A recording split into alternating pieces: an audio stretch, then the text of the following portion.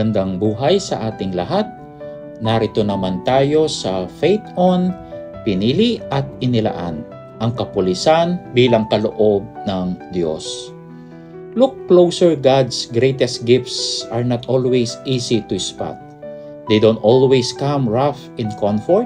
Sometimes they come as challenges, sacrifices, and responsibilities that shape us into who we are meant to be.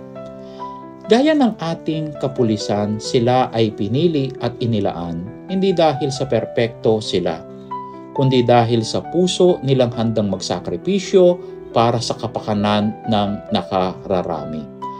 Sa mundong puno ng gulo at kawalang katiyakan, sila ang mga nilalagay ng Diyos sa harapan upang magbantay, magligtas at maging instrumento ng kaayusan.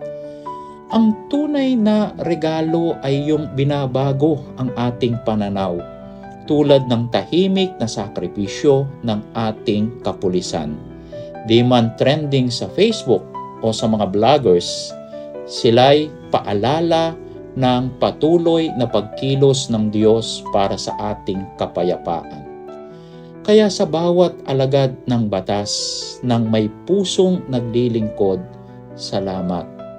Hindi kayo aksidente, kayo'y pinili, kayo'y inilaan, kayo'y kaloob ng Diyos.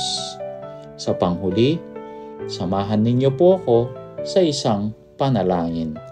Sa ngalan ng Ama at ng Anak at ng Espiritu Santo. Amen. Panginoon, salamat po sa mga lingkod bayang inyong pinili. Patatagin mo sila, ingatan sa tungkulin at puspusin ng pag-ibig at katarungan. Gawin mo po silang liwanag sa gitna ng hamon ng panahon. Amen. Sa ngalan ng Ama at ng Anak at ng Espiritu Santo. Amen.